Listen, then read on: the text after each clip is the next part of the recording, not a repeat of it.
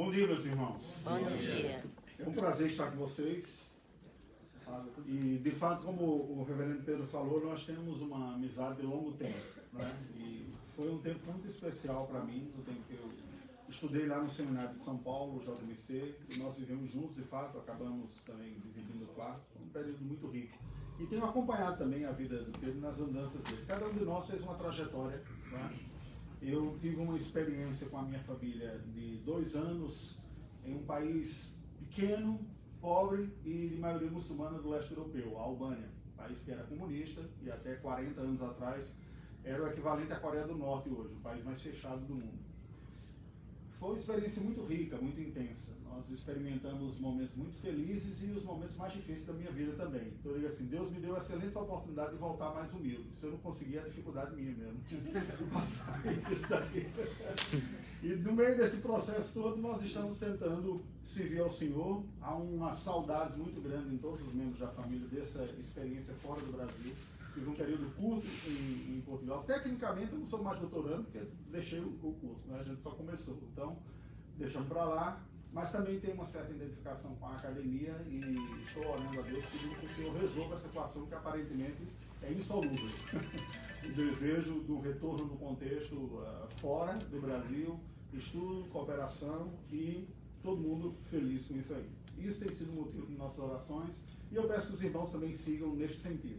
Eu gostaria de compartilhar com os irmãos uma visão que me acompanha e que é fruto de uma compreensão daquilo que Deus começou a fazer com a nova aliança em Cristo Jesus. A partir do livro de Atos dos Apóstolos. Abra sua Bíblia em Atos dos Apóstolos.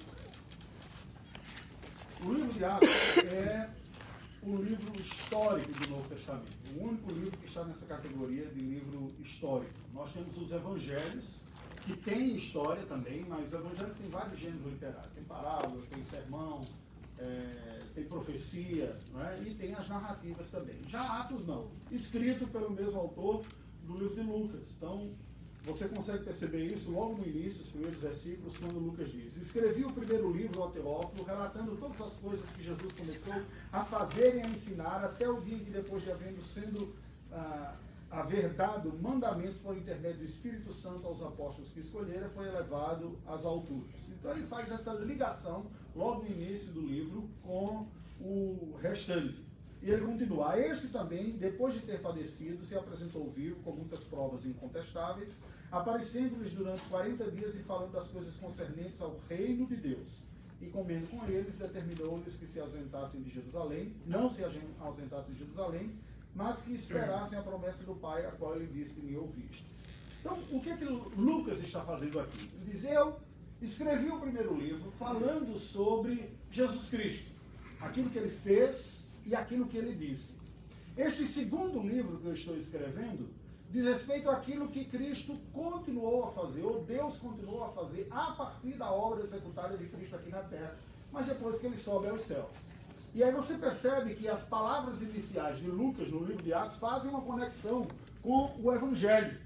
Não é? Começa inclusive a partir das últimas palavras. No final do Evangelho, ele anuncia a promessa de Deus, de vida do Espírito Santo, e diz: fiquem em Jerusalém até que vocês recebam a promessa. E o livro de Atos começa com estas últimas palavras, típico de uma obra em 2 tomos, né? Você conclui de um jeito, quando você começa a ler o segundo, ele retoma do ponto que está. Eu gostaria de ler com vocês agora, mais especificamente, para a gente entender isso, a partir do verso 6 até o verso número 8. Diz assim: então os que estavam reunidos lhe perguntaram: Senhor, será este o tempo em que restaures o reino a Israel? Respondeu-lhes: não vos compete conhecer tempos ou épocas que o Pai reservou pela sua exclusiva autoridade, mas recebereis poder ao descer sobre vós o Espírito Santo, e sereis minhas testemunhas, tanto em Jerusalém como em toda a Judéia e Samaria e até os confins da terra.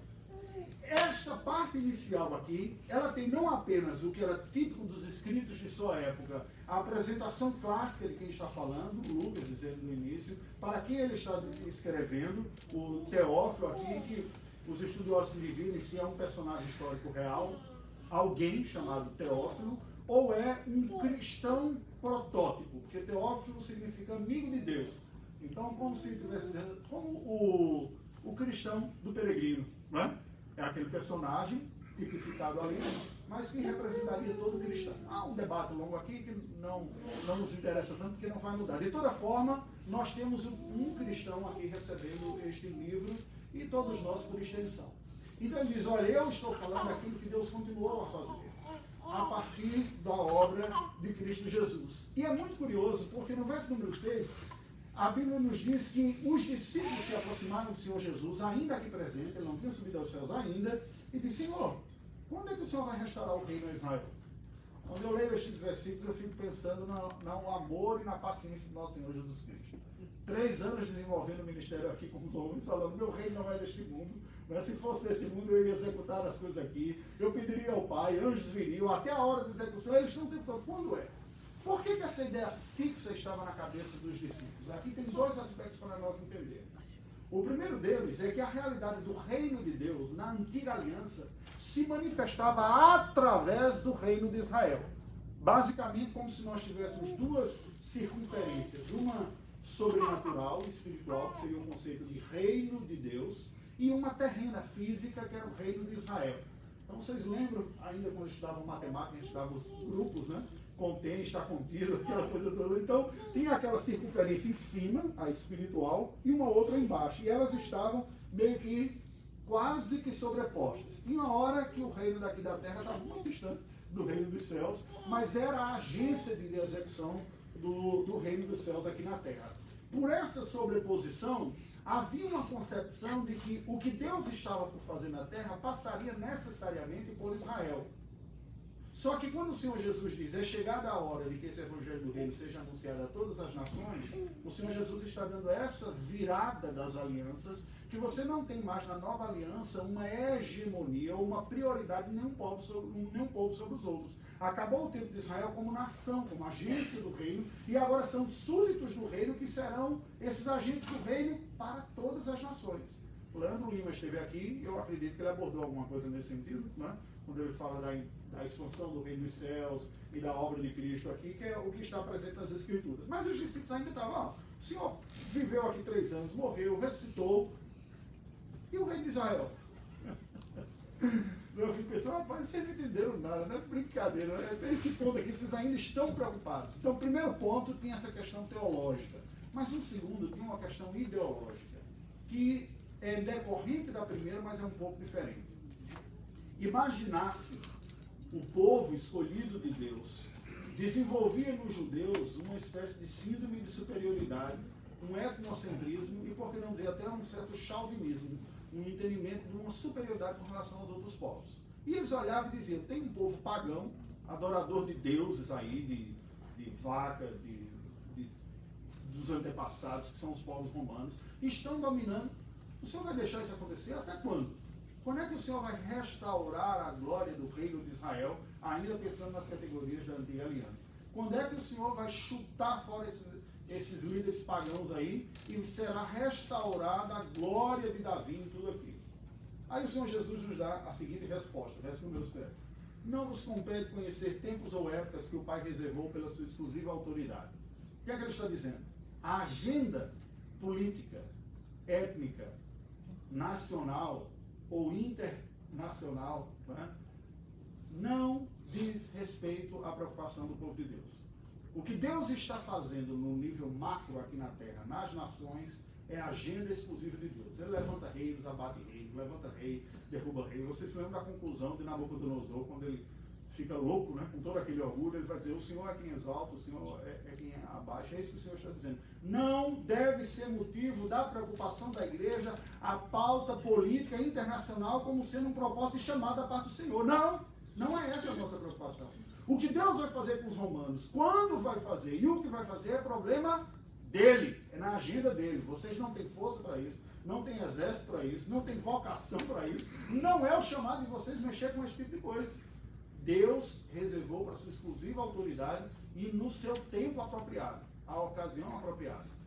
Aí o verso número 8 começa como? Tem uma palavrinha aí que muito importante quando aparece na Bíblia. Qual é? Mas. Vocês lembram disso? Conjunção adversativa. Oração coordenada adversativa. Mas, porém, todavia, entretanto. Quando se vai apresentar uma ideia contrária, você começa com esse tipo de conjunção. Só que a língua grega tem algo interessante que não tem na portuguesa. Algumas das conjunções, elas não apenas apresentam ideias, mas apresentam também intensidade. A palavrinha que é traduzida por mas aqui é um mas enfático. É como se o Senhor Jesus estivesse gritando. Na língua portuguesa nós gritaríamos. Ó, presta atenção. Não, é outra coisa. Não é essa a sua atenção. E ele dá uma ênfase. A sua preocupação e a sua atenção deve ser com outra coisa. Aí a pessoa diz, o quê? Não é?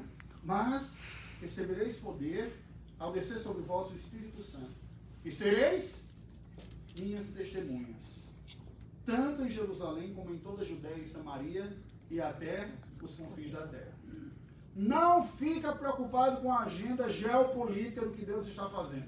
Não há mais espaço da restauração de uma glória, de um povo, de uma língua, de uma cultura, de uma hegemonia de uns sobre os outros. Não existe mais isso. É isso que Deus está dizendo. A sua preocupação agora, na nova aliança, daqueles que seguem a Deus, é a vocação de testemunhas de Jesus Cristo. Esta deve ser a preocupação de vocês. Esta deve ser a vocação existencial da vida da igreja. Por que existimos como igreja? O Senhor Jesus nos salvou. O Senhor Jesus nos amou. O Senhor Jesus nos conquistou.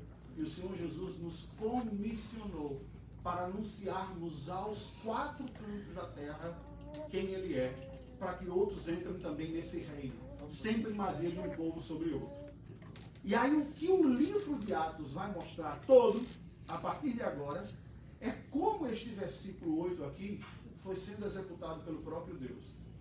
Porque Jesus diz, mas recebereis poder ao descer sobre vós o Espírito Santo. Claro, como é que um grupo de 120 pessoas ia dar conta de uma tarefa mundial? Me fala. Era 120 o número dos discípulos naquela ocasião. Ainda no capítulo 1 você vai ver isso mais adiante falando. Eu fico imaginando, toda vez que eu leio esse texto, eu fico pensando o que pode ter passado pela cabeça daqueles discípulos. Sério que é só isso que o Senhor está querendo de nós? Dar testemunho do Senhor até os confins da terra. Esse grupo aqui, que cabe num salão desse jeito. Pois era isso. Humanamente falando, é impossível. Mas o Senhor Jesus diz, existe nessa nova aliança que muda, que o espectro é bem maior, que a abrangência é bem maior, uma potência, um potencial, uma capacitação, ou um poder bem maior também. Há uma promessa, ele diz, descerá sobre vocês o poder do Espírito Santo. E este poder do Espírito Santo não é simplesmente para a pessoa sentir gostosinho, estou bem, estou sentindo o Espírito Santo aqui e tal. É uma qualificação, capacitação para aquilo que Deus está fazendo. Vocês não dão conta, a tarefa é grande. Mas vocês não vão fazer na força de vocês. Vocês vão fazer numa força que vem do alto. O Espírito Santo virá sobre vocês. E aí ele quebra aquele pensamento dos judeus focado e centrado em si mesmos, dizendo, vai ter que mudar as referências de categoria. Eu estou chamando vocês para serem minhas testemunhas. Tanto em Jerusalém, onde vocês estão, a capital e a referência do judaísmo, lembram do templo de Salomão e tudo mais, não é? Só que também em toda a Judéia e Samaria, ou seja, por extensão, a identidade étnica, geográfica e religiosa dos judeus, Judéia, não era mais uma nação, era uma província romana. Samaria, que sempre foi o conflito e a dor de cabeça dos dias de Cristo, porque Samaria, quando a gente volta para o livro de Reis, são resultado da mistura que a Assíria fez, quando tira os judeus do Reino do Norte, leva lá para a Assíria, manda se misturar com os outros e manda de volta alguns. Era olhado pelos judeus como sendo a raça híbrida. E por isso o ódio era tão grande, porque você tem mais raiva do inimigo que antes era amigo do que aquele que sempre foi diferente de você. Não é verdade? Então se você tiver cruzeirense e atleticano, e o cara era atleticano antes, e depois vira cruzeirense, então desgraça, deve ter morrido, né? É o caso do Disney era atleticano, foi. Virou a casaca, né? Isso numa medida pequena. Claro, eu estou usando uma ilustração tola de esporte aqui. Quando o judeu olhava para o samaritano, ele era assim, sangue misturado, né? Culto misturado, povo misturado. Jesus falou, aqueles que estão próximos e são desconfortáveis e incômodos, que podem lhe lembrar de memórias ruins, mas até os confins da terra. E o Senhor Jesus não diz, primeiro em Jerusalém, depois em Judeia, depois em Samaria, e por fim nos confins da terra, como se fosse uma expansão concêntrica. Primeiro você faz aqui, depois você faz ali. A expressão usada no Novo Testamento grego é a conjunção aditiva que apresenta a ideia de acumulativa. Ou, neste caso, de simultaneidade. É tanto aqui, quanto ali e acolá. É tanto que está traduzido assim, né? Tanto em Jerusalém, como em toda a Judéia e Samaria, e até os confins da terra. A ideia bíblica é, nós somos chamados para testemunhar da glória de Deus, da graça de Deus e do Evangelho em todas as esferas que pudermos. Eu não faço ou, eu faço e. Que Deus nos dê graça para perceber como, mas nós somos chamados para fazer dessa maneira. Então os discípulos lá estão, aguardando, logo depois o texto sagrado nos diz, ditas estas palavras, foi Jesus elevado às alturas, à vista deles, e uma nuvem o encobriu dos seus olhos. Estando eles com os olhos fitos no céu, enquanto Jesus subia, eis que 2 varões vestidos de branco se puseram ao lado deles, e lhes disseram, varões galileus, por que estás olhando para as alturas? Esse Jesus que dentre vós foi assunto ao céu, virá do mesmo modo como viste subir. Eles ouviram aquilo, Jesus está subindo ao céu, essa famosa ascensão de Cristo. Eles dizem, ele foi embora mesmo. Aí os anjos aparecem e dizem, por que vocês estão um bobão assim, olhando para cima? Não ouviram as palavras dele, não? Tem muito o que fazer. Enquanto ele não volta, o foco de vocês é o que ele mandou fazer. Isso não muda. Desde que Jesus subiu até Jesus voltar, nós estamos debaixo desta ordem aqui. Nós somos chamados para sermos testemunhas dele. Onde estivermos e até os confins da terra. Certo? Vamos ver de uma forma geral, ou panorâmica, como isso foi se desenvolvendo, como a igreja foi cumprindo isso. Um capítulo depois, capítulo 2, diz assim, ao cumprir-se o dia de Pentecostes, estavam todos reunidos no mesmo lugar. De repente veio do céu um som, como de um vento impetuoso, e encheu toda a casa onde estavam assentados, e apareceram distribuídos entre eles línguas como de fogo, e pousou sobre cada um deles. Todos ficaram cheios do Espírito Santo, e passaram a falar em outras línguas, segundo o Espírito lhes concedia que falassem. Ora, estavam habitando em Jerusalém judeus, homens piedosos, vindos de todas as nações debaixo do céu. Quando, pois, se fez ouvir aquela voz, afluiu uma multidão que se possuía de perplexidade, porquanto cada um os ouvia falar na sua própria língua. Estavam, pois, atônitos, admiravam, dizendo, Fede, não são porventura galileus todos esses que estão aí falando? E como os ouvimos falar em nossa própria língua materna? Somos partos, medos, elamitas, os naturais da Mesopotâmia, Judeia, Capadócia, Ponto e Ásia, da Frígia, da Panfilha, do Egito e das regiões da Líbia, nas imediações de Cirene, romanos que aqui residem, tanto judeus como prosélitos, cretenses e arábios, como os ouvimos falar em nossas próprias línguas as grandezas de Deus?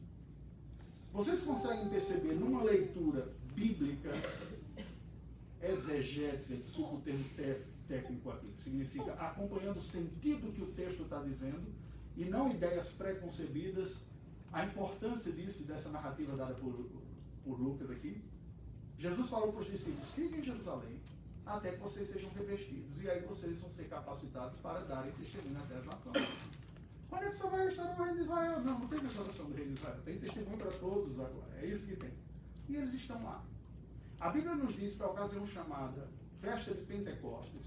Penta, o brasileiro durante muito tempo conhecia isso, que a gente ficou torcendo para chegar nesse número finalmente no futebol.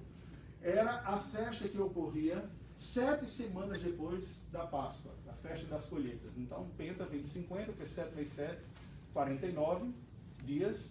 Um dia seguinte, o 50º dia, o dia de Pentecostes. Depois desse período de dias, se começava o período da colheita em Israel. Uma sociedade agropastoril, né, o próprio calendário cívico-religioso de Israel passava por estas coisas. Olha a representatividade disso. Deus cumpre a promessa da capacitação do Espírito Santo sobre a vida da igreja numa das principais atividades do calendário, das ocasiões que eram das principais celebrações do calendário judaico, que era a festa das colheitas, quando se retirava as primeiras colheitas, e dessas primeiras colheitas a lei exigia oferta. Lembra disso? Oferta das primícias. Então, conseguindo perceber onde isso vai dar? Já estão notando aqui? Deus disse, olha, vocês vão ser testemunhas a todas as nações. Qual é o sentido de Pentecostes? Primícias missionárias. É isso. O que Deus fez, isso é uma realidade nova, sou eu que estou executando, vocês são os meus executivos, eu vou conceder o Espírito Santo, e para ficar absolutamente certo de que se inicia uma nova realidade na vida da igreja, do povo de Deus, transforma barreiras, línguas, culturas e povos, o Senhor concede o dom do Espírito Santo com a evidência do sinal dessa graça de que Deus está caminhando em direção às nações. Aqueles 120 galileus, na sua maioria, de pouca instrução, os galileus eram como os nordestinos de Israel, a região mais pobre, né? Com poucos recursos em Minas Gerais, se nós pudéssemos falar assim. O Nordeste do Brasil é diferente do Nordeste dos Estados Unidos, né? Tem uma diferença. Aqui vocês estão na ponta de educação, de recursos, de finanças e tudo mais. Então, aquela realidade fez com que o povo que estivesse presente lá, porque os judeus haviam sido dispersos pelo mundo todo, a gente vê nesses versículos aqui dizendo que era gente, e praticamente todo mundo conhecia. Alguns desses termos aqui nós conhecemos até os dias de hoje. Mas aqui nós vemos pessoas do mundo conhecido. Da Ásia Menor, do Mediterrâneo, do norte da África e da Europa. Tudo representado aqui. Líbano, Arábia, as regiões da Mesopotâmia, Turquia, ilhas gregas, né? Você tem Creta aqui, a Fenícia e Chipre. E quando o Espírito Santo veio sobre a igreja, marcando essa nova fase, que é a fase do reino de Deus em expansão, aqueles homens anunciavam as grandezas de Deus nesses idiomas sem ter estudado. E isso deixou todo mundo atônito. Não é gente com poliglota, com PhD em linguística, com capacidade, eram pessoas que mal e mal falavam sua própria língua, conjugando errado, provavelmente, o aramaico, o hebraico, aqueles que eram mais estudiosos da Bíblia, aprenderam, o grego para se comunicar, que era a língua franca, como hoje o inglês seria no mundo. Mas essas outras línguas todas eram faladas por cada um que morava nessas regiões. Mas não pelos galileus que nunca saíram da Galileia, que lá estavam e que tinham pouca instrução. O que Deus está fazendo aqui é o seguinte: eu estou iniciando uma nova etapa na história da redenção. Eu me farei conhecido e glorificado de todos os povos, e vocês serão agentes disso. Entenderam? É isso que está acontecendo. E aí, como resultado disso, o próprio Pedro prega um sermão e milhares se convertem, chancelando mais uma vez aquilo que Deus está dizendo. É o meu reino em expansão.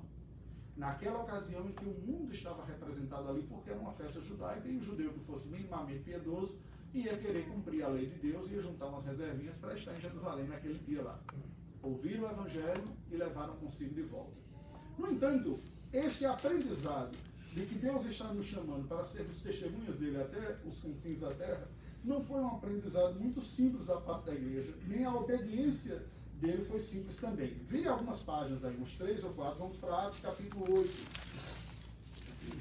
Então veja, em Atos capítulo 2 nós vemos como Deus já inicia a cumprir aquilo que disse: serão minhas testemunhas tanto em Jerusalém quanto em Judéia e Samaria. Em Jerusalém, de cara, 3.000 pessoas se converteram, o evangelho se espalhou ali e tudo foi ouvido.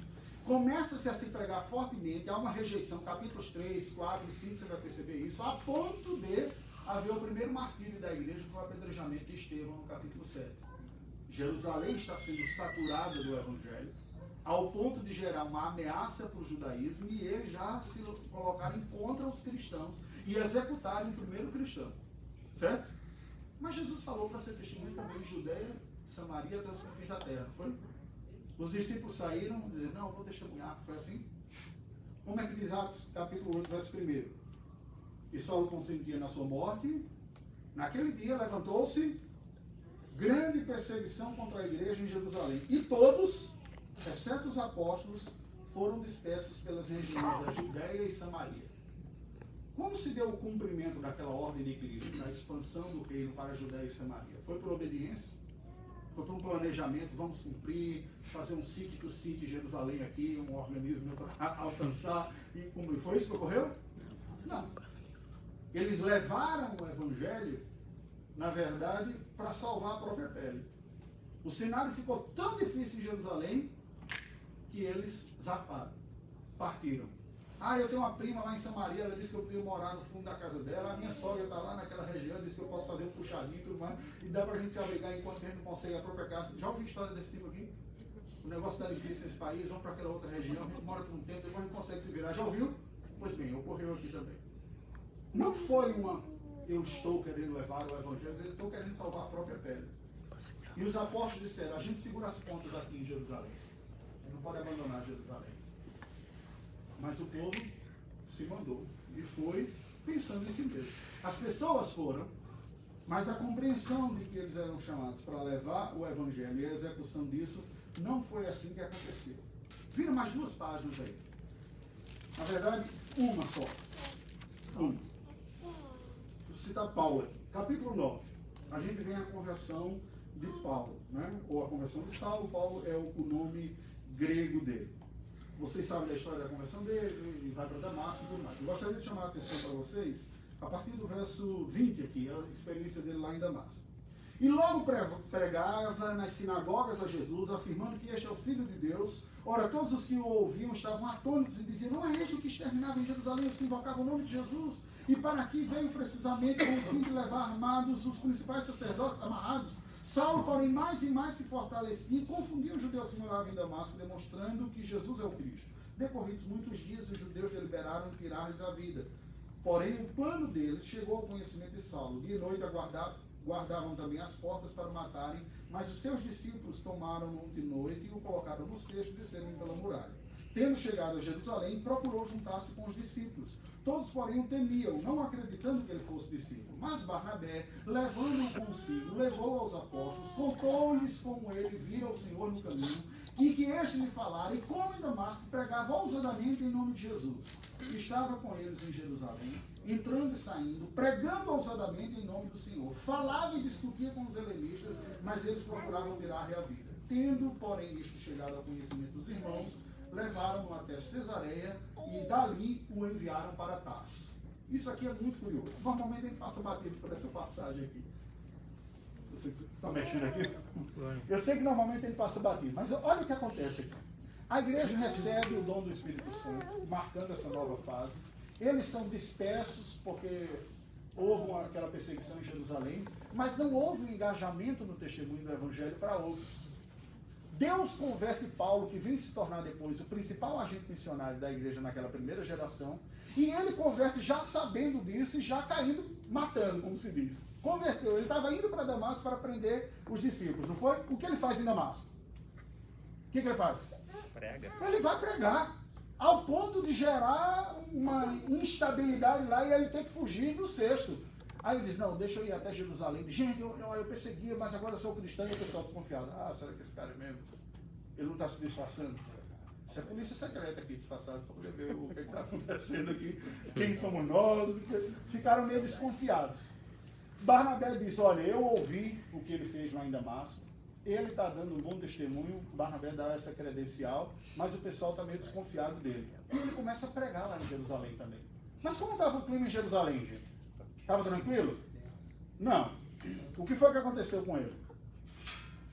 Os irmãos da igreja disseram, você é louco, está insensível. Apedrejaram o diabo da igreja mês passado aqui. Você estava presente. Você lembra disso. Agora você se converteu, acho que vai ganhar o mundo todo. Os irmãos que ficam aqui vão pagar um preço alto por isso. Gente, eu vi essa realidade quando eu tive a oportunidade de visitar alguns colegas no Oriente Médio. Às vezes um missionário vai fazer um período de curto prazo lá e acha que pode fazer o que quiser, mas quem fica é quem vai colher as consequências de alguém que seja meio inconsequente disso. Vamos ser bem realistas, foi o que aconteceu aqui nessa conversa.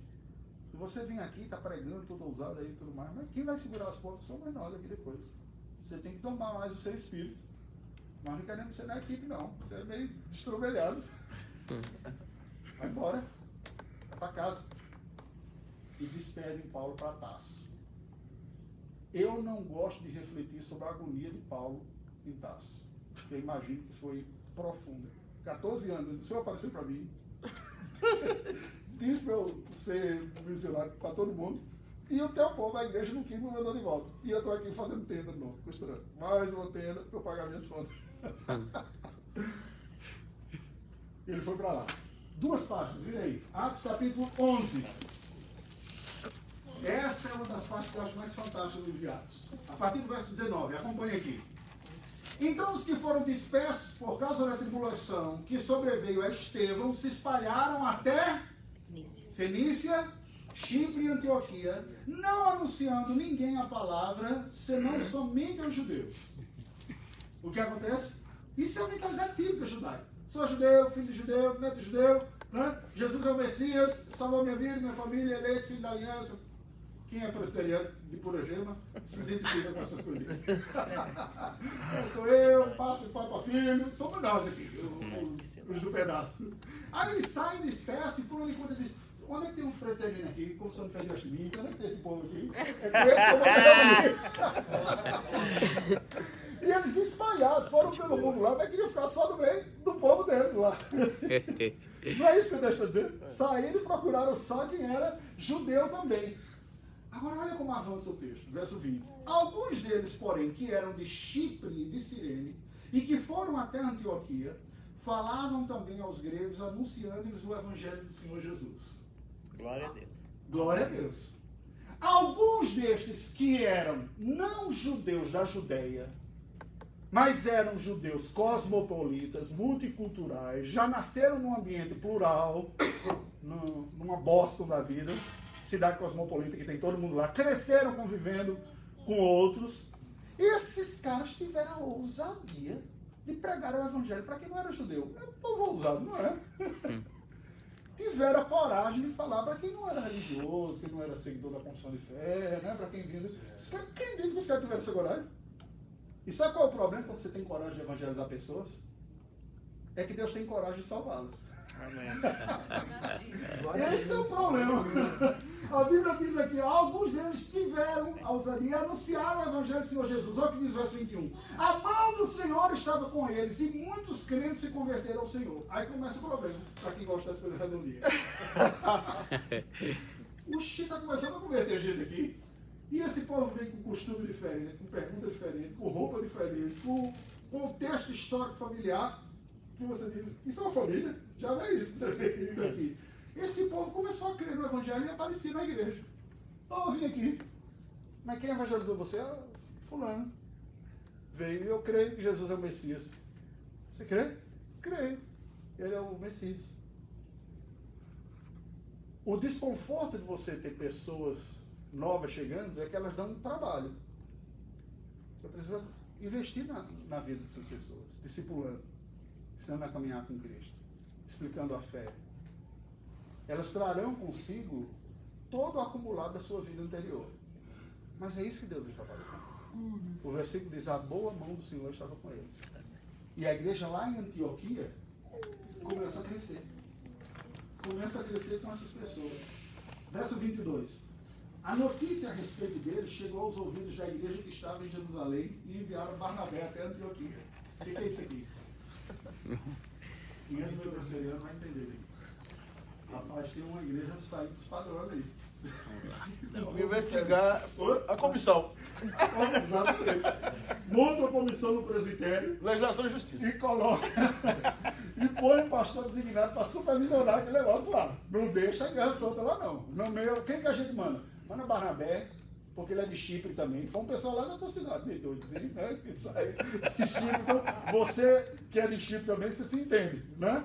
Nomeou e chega a Barnabé. Vai lá organizar, porque senão esse negócio vai perder a linha. Uma igreja cheia de gentil. Oxi, como é que pode? Não pode. Oi? Vai sair fora do controle. Exatamente, vai sair do controle. Não pode não. O prefeito de Jerusalém se reúne, que água. Vamos mandar Barnabé para lá. Aí chega Barnabé lá em Antioquia. Tendo ele chegado, verso 23. E vendo a graça de Deus, alegrou-se e exortava a todos que com firmeza de coração permanecessem no Senhor. Porque era um homem bom, cheio do Espírito Santo e de fé, e muita gente se uniu ao Senhor. E partiu Barnabé para Tarso, à procura de Saulo. Barnabé é uma das figuras mais extraordinárias do Novo Testamento e menos consideradas por nós. É um exemplo de discipulador. De gente que via o que Deus estava fazendo na vida das outras pessoas, viu o potencial da graça. Não pessoas que julgavam pela aparência, simplesmente aquilo que é confortável. Ele olha tudo aquilo e diz: o que está acontecendo aqui é muito maior. E eu sozinho não dou conta de fazer esse trabalho não, mas eu conheço uma pessoa que tem um potencial muito bom, só que está meio Tá lá deprimido. E tá assim. Costurando ele. E ele chega lá e vai buscar Tarso, que a igreja havia expulsado, dizendo que era um louco. Desequilibrado, que não entendia as coisas. Ele disse, rapaz, você tem qualificações e condições de nos ajudar no trabalho lá. Vamos? E vai Paulo juntamente com Barnabé. Tendo encontrado, levou para Antioquia, verso 26, e por todo um ano se reuniram naquela igreja ensinando numerosa multidão. Em Antioquia foram os discípulos pela primeira vez chamados Cristão. cristãos. Vocês aceitam, pastor, dar opinião? Porque a gente aprende a vida toda dizendo que a gente não deve dar opinião. Deve dizer só o que a Bíblia diz sem dar opinião. Vou dar minha opinião sobre o que ocorre aqui. Esse texto diz que ali em Antioquia os discípulos foram chamados pela primeira vez de cristãos. Por quê? Até então, o cristianismo era tido como... Uma extensão do judaísmo. Exatamente. Como uma espécie de uma denominação judaica. Era a seita dos nazarenos ou os do caminho. O judaísmo tinha fariseus, saduceus. Mais uma seita. Mais uma denominação judaica, vamos dizer assim. Mais uma seita, né? Porque seita tem uma conotação... Né? Seita no sentido só de facção, né? Então é uma denominação judaica. O que aconteceu em Antioquia, dessa inclusão dos gentios, de uma comunidade que não era marcada pela liturgia hebraica, pela língua hebraica e pela tradição judaica, disseram, isso aqui não é judaísmo. Isso é uma outra coisa.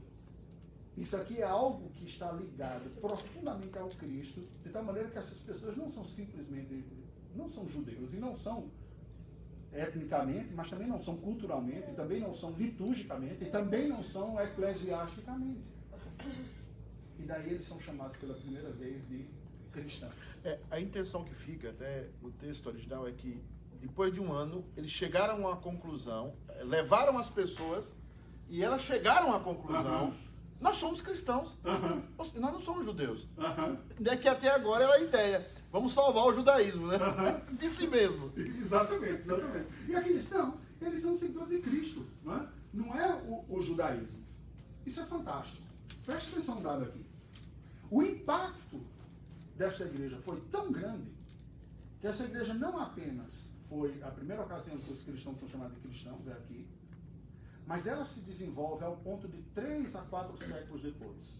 A cristandade ter pelo mundo 5 principais referências, ou os 5 principais bispados da chamada pentarquia, incluíam Jerusalém, óbvio, né? Foi lá onde nasceu, onde Tiago ficou e tudo mais. Roma e Constantinopla, por razões geopolíticas. Capital e vice-capital do Império. Certo? Alexandria, capital intelectual do mundo. Biblioteca de Alexandria. E Antioquia. Antioquia era um dos 5 principais pontos cristãos do mundo, se tornou em alguns séculos. Não é pequena a importância dela. Vamos seguir um pouco mais adiante. 2 capítulos adiante. Capítulo 13. Havia na igreja de Antioquia profetas e mestres, Barnabé, Simeão, por sobrenome Níger, Lúcio de Cirene, Manaém, Colásio de Herodes, o tetrarca e Saulo. E servindo eles ao Senhor e jejuando, disse o Espírito Santo, separai-me agora Barnabé e Saulo para a obra que os tenho chamado. Então, jejuando e orando, enquanto sobre eles as mãos, os despediram. Vamos recapitular aqui. O evangelho se espalhou em Jerusalém no dia de Pentecostes. Judéia e Samaria, o pessoal meio tímido, foi presente lá, não é? E começa a dar o testemunho, mas falando só para judeu. Quando eles se espalham mais, esses judeus cosmopolitas, qualificados pela graça, têm a coragem de pregar o evangelho para outros, e em Antioquia se estabelece uma igreja forte. Mas ainda até os confins da terra estava longe, né? Olha a igreja de Antioquia, capítulo 13, verso 1. Olha o conselho desta igreja. A Bíblia diz que havia em Antioquia profetas e mestres. Profetas, gente capacitada a pregar a palavra de Deus. Mestres, gente para ensinar a palavra de Deus. Se eles estavam cumprindo o que diz o Novo Testamento, são os oficiais da palavra. Os oficiais da palavra, segundo o Novo Testamento, são os presbíteros da igreja. Então, a gente pode dizer que aqui está o conselho da igreja. Quem compunha? Barnabé, judeu de Chipre. Simeão, o sobrenome? Níger. Em outras palavras, o negão. Né? Eu não sei como é que está o negócio politicamente correto aqui, mas é uma lógica, entende? Assim, Níger é um dos povos mais antigos, era referência, muito provavelmente, em linguagem de hoje, seria o negão. Mesmo. Assim, Simão o negão, que estava aí. Simão, vamos lá. Lúcio, de Cirene, romano. Cirene é uma importante cidade romana no norte da África. Manaém, Colasso de Herodes. Colasso é o tipo de palavra que a gente só lê na Bíblia. É irmão de criação. Irmão de criação e irmão de leite. Né? Irmão de criação e irmão de leite. Eu tive um irmão de leite. Eu nasci prematuro, minha mãe não tinha leite, mas uma senhora que ajudava no serviço de casa, uma empregada doméstica, tinha tido uma filha também. Ela falou: dona Cátia, você quer que eu dê um pouco no leite? Eu tenho bastante leite aqui para ela. E aí eu tenho um irmão de leite que chama Andréia. Né? Mamei no seio de uma negora. Com todo respeito, estou dizendo o contexto aqui que tem, é que ofereceu. Eu tenho um irmão de leite. Esse cara aqui, ele foi irmão de leite de quem? Herodes. De Herodes. Judeu, helenizado, mas tá, o tetrarca, né? E Saulo. O que é que vocês percebem nesse conceito? Diversidade. Diversidade. Esta é a cara do que Deus está dizendo, é isso que eu estou fazendo no mundo. Nenhum povo é mais importante que o outro, nenhuma língua é mais importante que a outra, ninguém está na frente do outro. Eu estou compondo a minha igreja, e a igreja de Antioquia era fruto dessa expressão. Não é à toa que ela se tornou o que se tornou depois. Esta igreja que cresceu por essas pessoas que ousaram pregar o evangelho para outros, Deus foi dando, e que foi, sim, estruturada e edificada por Barnabé e Saulo, que vieram lá, é a igreja que depois entende que a obra que Deus tem para fazer é muito maior que ela. E ouvem o comando de Deus dizer: separa Barnabé e Saulo, que foi quem estruturou isso aqui, e manda para uma obra que eu tenho designado para eles. E aqui começa, na Bíblia Sagrada, no livro de Atos, a extensão ou a expansão missionária intencional. Porque até então a coisa foi meio empurrada, né? O cara sem querer, tem uma perseguição, vai para lá, o outro vai bater em outra cidade, aí tem a coragem de falar para o outro. A partir daqui, a igreja começa a entender: nós temos uma ordem para fazer e se lança. E aí você vai ler as 3 viagens missionárias de Paulo aqui. Só que não é uma coisa tão simples. Se você der uma olhada, versículos 13 e 14. E navegando de Pafos, Paulo e seus companheiros se dirigiam a Perge da Panfilha. João, porém, apartando-se deles, voltou para Jerusalém. Mas eles, atravessando de Perge para Antioquia da Pisídia, indo no salão da sinagoga, assentaram-se. Então tem isso aqui. Um pouco mais adiante, quando tem a segunda viagem, no capítulo 16, ou capítulo 15, vira mais umas 2 páginas aí. Versículo 36. Alguns dias depois, disse Paulo a Barnabé: voltemos para visitar os irmãos por todas as cidades nas quais anunciamos a palavra do Senhor, para ver como passa. E Barnabé queria levar também João, chamado Marcos. Mas Paulo não achava justo levarem aquele que se afastara desde a Panfilha, não os acompanhando no trabalho. Houve entre eles tal desavença que vieram a separar-se. Então Barnabé, levando consigo a Marcos, navegou para Chipre, mas Paulo, tendo escolhido a Silas, partiu encomendando os irmãos à graça do Senhor. E passou pela Síria e Sicília, confirmando as igrejas. O que eu quero dizer aqui? Presta atenção. E no capítulo 16, eu vou encerrando por isso aqui, também a gente vê algo mais nesse sentido. A agenda da expansão do reino de Deus está oculta aos nossos olhos. Como Deus fará essa expansão? Quais os lugares em que as portas vão se abrir e vão frutificar mais? Nós não temos acesso a isso. O que nós temos é a ordem de Cristo e sermos testemunhas até os confins da terra. Nós vamos pensar, planejar, tentar e nos empenhar da melhor maneira possível. As reações a esse envolvimento serão distintas. Você terá pessoas ousadas, dedicadas e com capacidades de enfrentar adversidades absurdas como Paulo. Naufrágio, chicotada, mas com preço pessoal também. Sozinho, né? Não casou, não teve filho para conseguir ir nessas aventuras todas aqui. Barnabé chamou o sobrinho, João. Eu vejo potencial nesse menino aqui, vamos levar? E João começa. Viagem missionária, quando ele começa a ver as coisas com esse moço, esse negócio vai complicado do que eu imaginava. Eu vou voltar para casa, mamãe.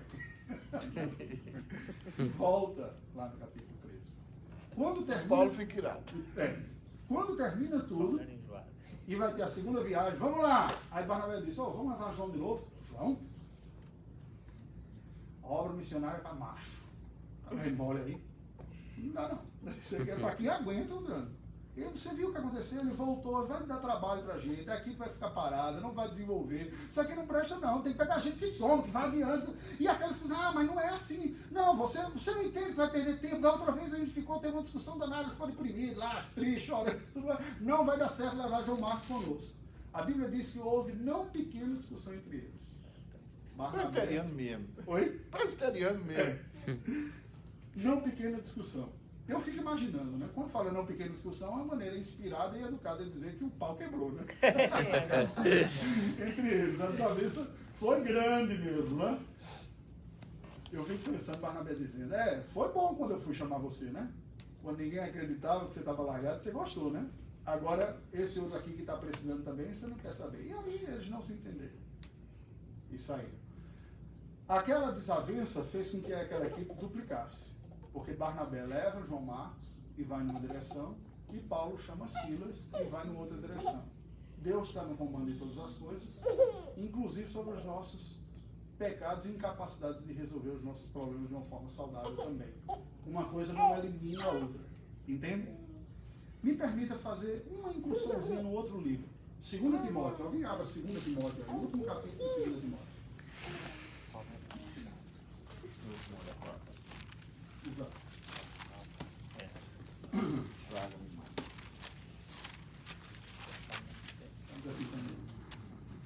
2 Timóteo, capítulo 4, versículo 11. Alguém lê, por favor? Somente Lucas está comigo. Continua. Desculpa. Somente Lucas está comigo. Toma contigo Marcos e traze-o, pois me é útil para o ministério. O que Paulo está falando sobre Marcos aí? Ele é útil. Como é que é? Útil. Ele não era mole? Dá um problema. Dava problema, não valia a pena ter na equipe, porque ela ia ficar amarrada. Isso. Aí não ia dar. Entende a diferença de Paulo para Barnabé aqui? Paulo é uma máquina, um executivo, uma locomotiva caminhando, ele não quer perder tempo não. Nossa, eu perdi tempo no judaísmo pregando a mentira. Me resta alguns anos de vida aqui, eu vou dar, e ainda fiquei 14 anos costurando tenda lá em casa. Tem mais tempo para perder não, com gente mole. Achava até meio gay, aquele cara fica chorando lá. Desculpa a expressão, entendeu? Assim,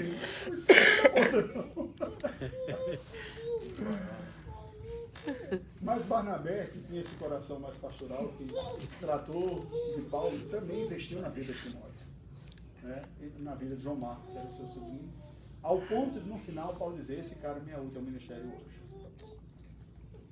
Né? Isso mostra as nossas deficiências. Vamos voltar para Atos para terminar. Capítulo 16. A partir do verso 6.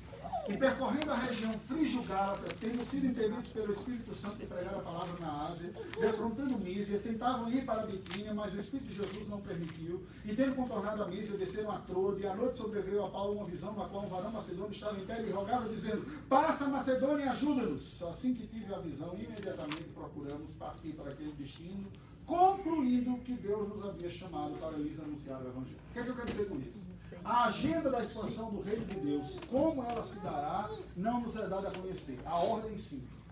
É nossa responsabilidade pensarmos, planejarmos e nos dirigirmos para cumprir isso. Por vezes, o que nós planejamos não foi aquilo que Deus planejou. E Deus fechará as portas. Por 2 vezes a Bíblia diz que o Espírito Santo fechou as portas para Paulo ir para a Ásia. Eu fico especulando o que teria levado Paulo a pensar na Ásia.